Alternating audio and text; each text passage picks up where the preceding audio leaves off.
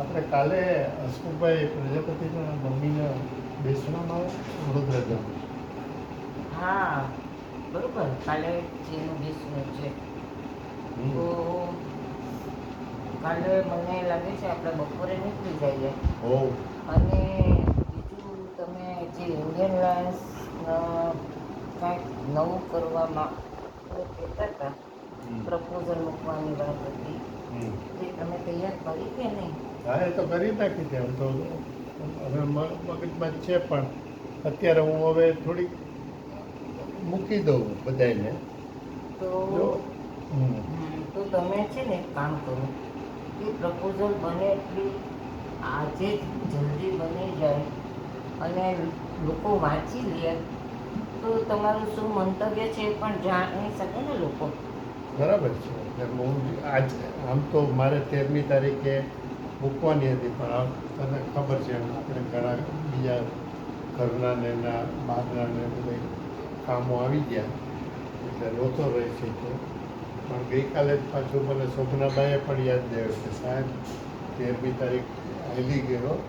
એટલે મેં એને કીધું આજે 15મીએ તો અચૂક હું બધાને. તો ઇન્ડિયન લાયન્સ પરિવારજનો સૌને નમસ્કાર.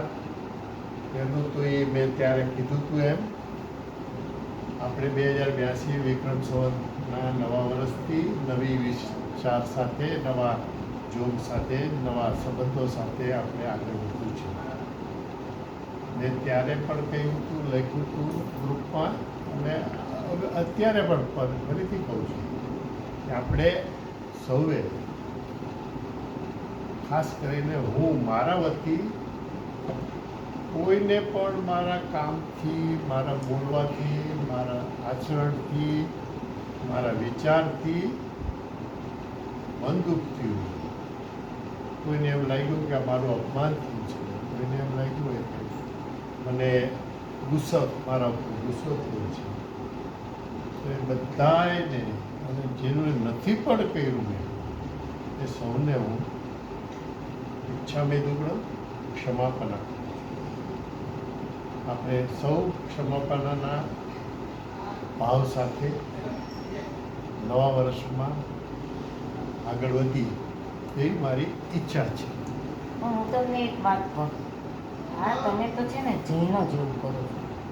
જૈનો દર વર્ષે ભૂલ કરે અને પછી દર વર્ષે કે ક્ષમાવું છું કે ખમાવું છું ને મિચ્છામી દુક્કડમ કરે, પણ જે ભૂલ કરતા હોય એ કન્ટિન્યુઅસ રાખે છે.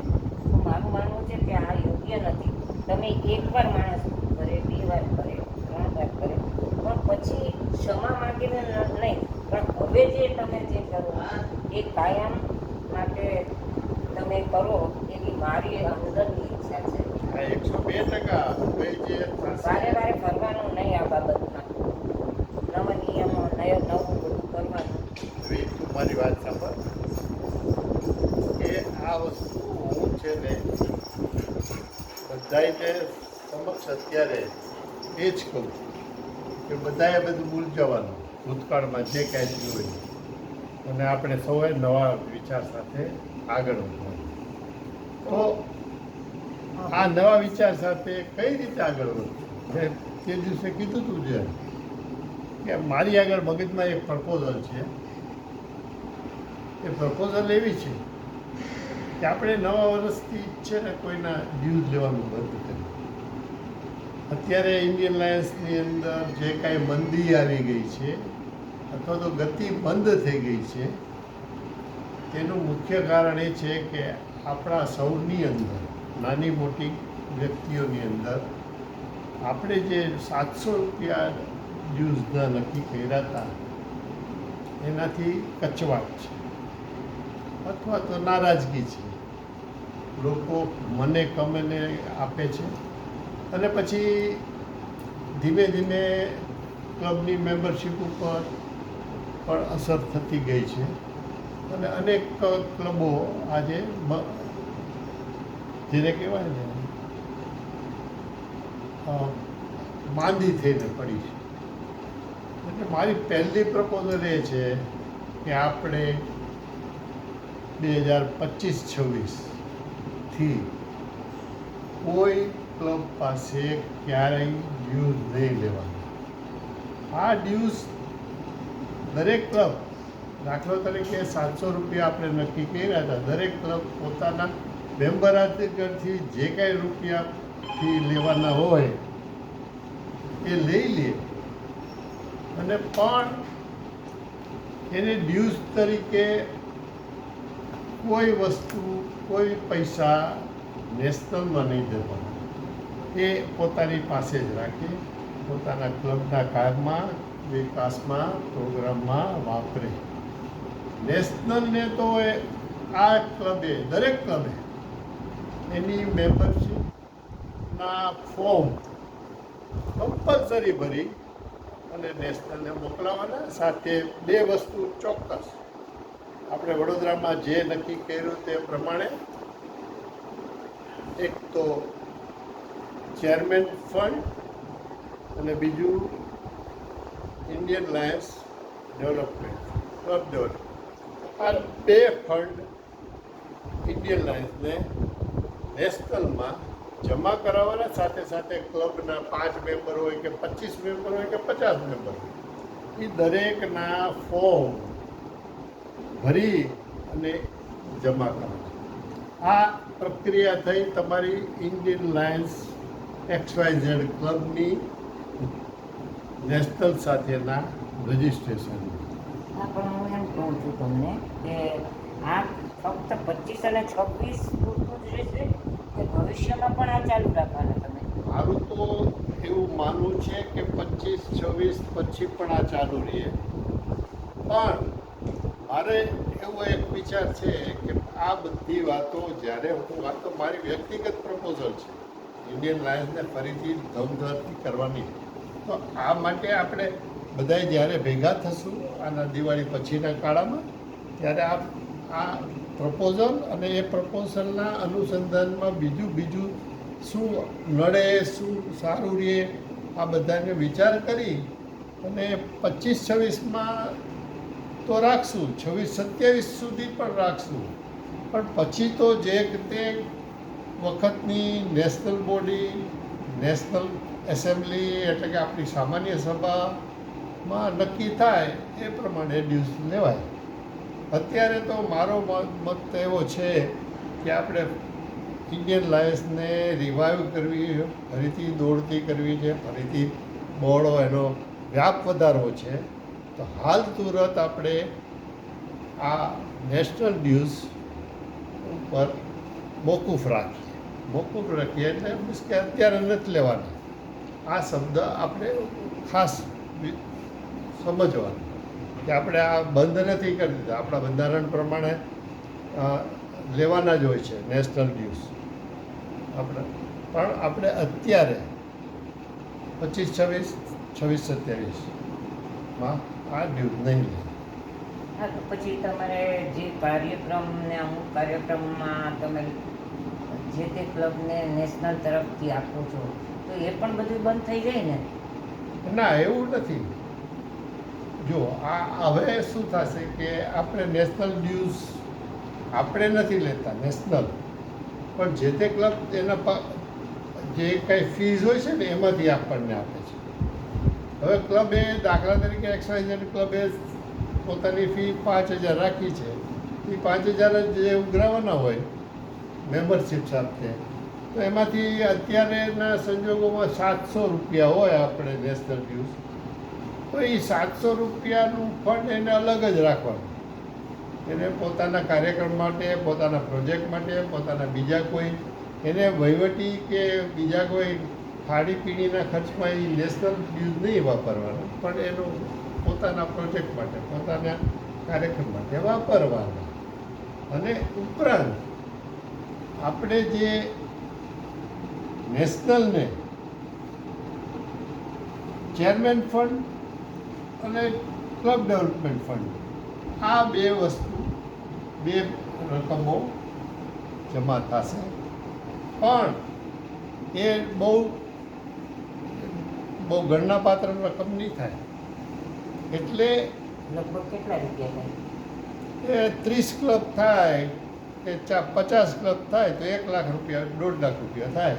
એટલે પર ક્લબ લગભગ કેટલો ખર્ચો આવે? એ તો આપણે નક્કી કર્યું છે વડોદરામાં એમ 2000 આપણે 1,000 હતા એમાંથી વધારવાનું નક્કી કર્યું છે, પણ આપણે અત્યારે જે કંઈ છે એ 1,000 તરીકે ગણતરી કરીએ.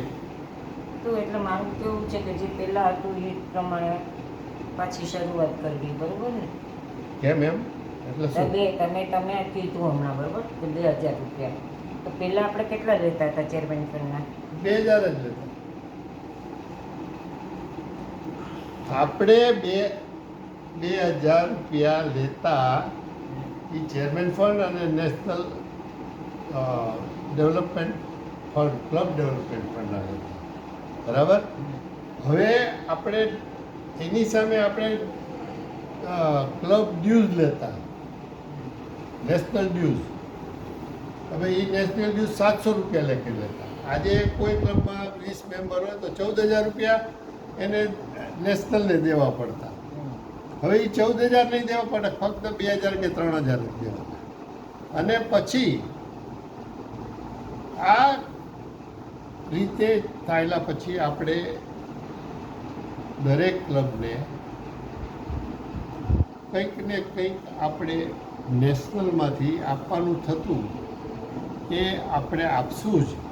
પરંતુ બાકી બધું જે છે એની જવાબદારી લોકલ ક્લબની હશે અને એને પોતાની રીતે આગળ વધવાનું રહેશે, ફંડની દૃષ્ટિએ, ફાઇનાન્સની દૃષ્ટિએ. બીજું એ કે આપણે વર્ષમાં નેશનલ કોન્ફરન્સ અને ફાઉન્ડેશન ડે, આ 2 વર્ષમાં મોટા પ્રોગ્રામ આપણે ઉજવીએ છીએ, જેમાં બધાય આખા ગુજરાતભરના ઇન્ડિયન અંદર લોકો આવતા હોય. હવે આપણે 2 બીજા આપણે પ્રોગ્રામ કરશું. એક લાયોનેસ કન્વેન્શન અને બીજું છે યુથ કન્વેન્શન. યુથ કન્વેન્શન એટલે મારું એવું માનવું છે ને હું એવું એક પ્રપોઝલ પણ છે કે આપણે હવે બધા છે ને આપણા ઓન એન એવરેજ 50, 55, 60, 70, 80 સુધીના થઈ ગયા બધા ઇન્ડિયન લાયન્સ. 30 વર્ષમાં ઇન્ડિયન લાયન્સની અંદર યુથ કહેવાય એવા બધા અત્યારે ગરડા થઈ ગયા અને નવા કોઈ યુથ હજી આપણે આકર્ષી શકતા નથી. એટલે આપણે હવે એક મારી પ્રપોઝલ એવી છે કે આપણે દરેક ક્લબ પોતાના શહેરમાં, કોલેજોમાં ખાસ પ્રયત્ન કરે કે ઇન્ડિયન લાયન્સ યુથ ચાલુ કરે. દરેક અત્યારે તો શું છે, નાના મોટા બધા શહેરોની અંદર કોલેજો ઘણી થઈ ગઈ, પણ એ આકર્ષી નથી શકતા. પણ અત્યારે જ્યારે મોદી સાહેબે આ આપણે સ્વદેશીનો અત્યારે નારો લગાડ્યો છે અને અત્યારે એક માહોલ થઈ ગયો છે સ્વદેશી સ્વદેશી સ્વદેશી, ત્યારે આપણી ઇન્ડિયન લાયન્સ ક્લબ સ્વદેશી રાષ્ટ્રવાદી છે જ. 1995માં જે દિવસે કૌશિકભાઈ સહિત બધાએ આ ઇન્ડિયન લાયન્સનું બીજ વાવ્યું, ત્યારે એ સ્વદેશી વિચારધારાવાળી પહેલી ચળવળ હતી. 2000 અત્યારે 25 થયું, 30 વર્ષની અંદર આપણે સારી એવી પ્રગતિ વિચાર ફેલાવી શક્યા છીએ.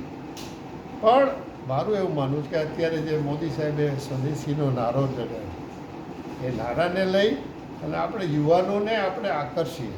એટલે આપણે દરેક શહેરની અંદર સમજો કે જામનગર છે તો જામનગરની અંદર DKV કોલેજ છે, MP શાહ કોલેજ છે, આયુર્વેદ છે, XYZ ઘણી કોલેજ, દોશી કોલેજ છે.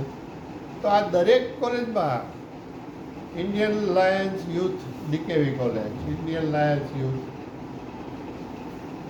MP શાહ કોલેજ, આમ નાના યુનિટોમાં, કોલેજના યુનિટોમાં યુવાનોને આકર્ષવા. વડોદરામાં આવે તો વડોદરા MS યુનિવર્સિટી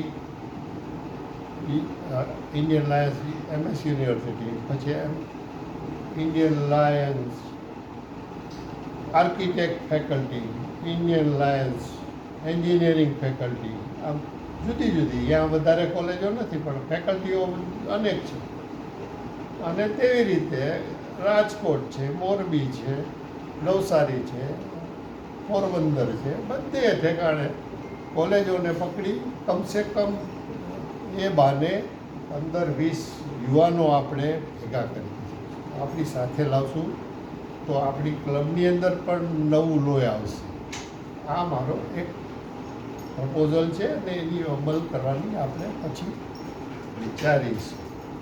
જ્યારે હું ચેરમેન થઈ દાદા, ત્યારે મેં આ તો આપણું જે નાણું ક્યાં વયું જતું હતું એનો આપણે વિચાર કર્યો હતો, બરાબર.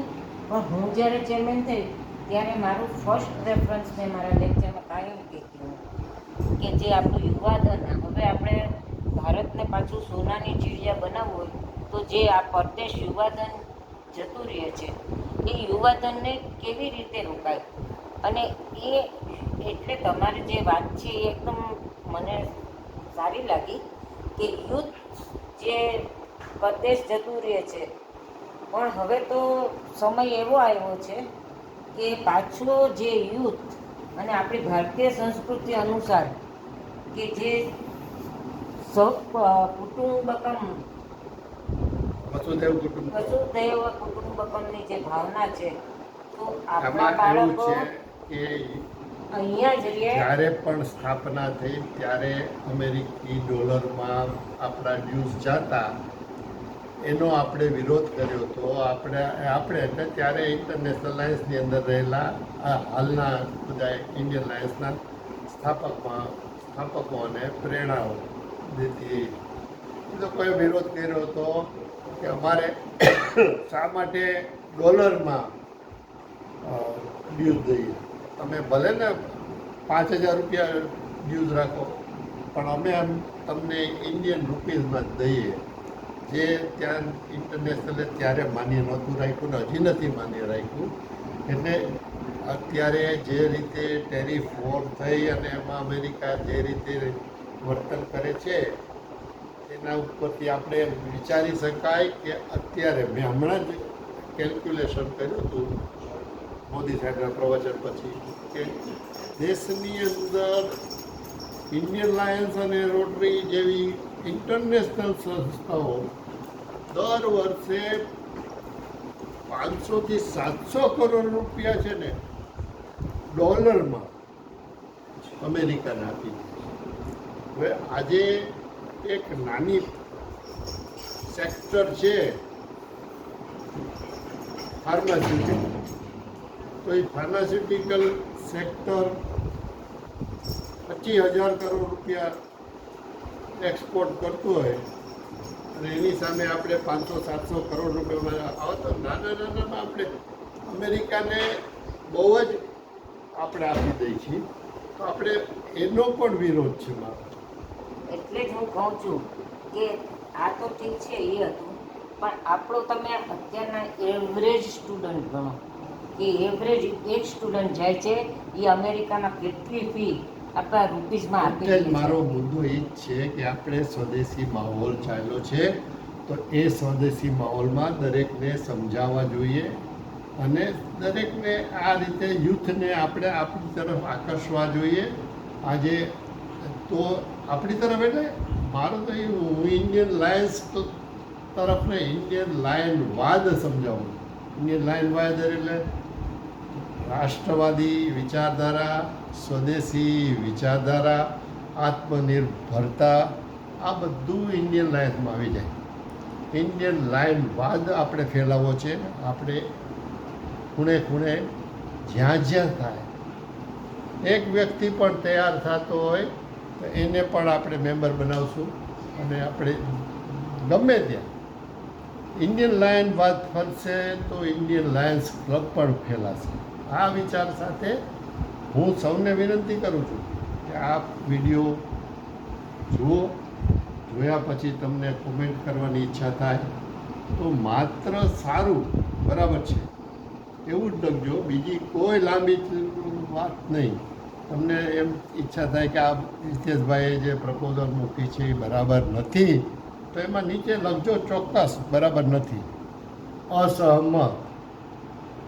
અને સહમત હોય તો સહમત, સ્વીકાર્ય, આટલું જ લખજો. યસ, નો, ન અંગૂઠાનું નિશાન, ન કોઈ ગુલાબનું ફૂલ, બસ શબ્દથી લખજો. સરસ છે વાત, સ્વીકાર્ય છે, બહુ સારી છે. પણ એની ઉપર કોઈ પણ જાતની લાંબી ટિપ્પણી કરવી હોય તો મને પર્સનલમાં કરજો. ત્યાં આપણે તમારી વાત ઉપર વિચારી લેશું. આજે આટલું જ. અને ખાસ કરીને ફરી એકવાર સૌને ક્ષમાપના અને જય ઇન્ડિયન લાયન, વંદે માતરમ, ભારત માતા કી જય.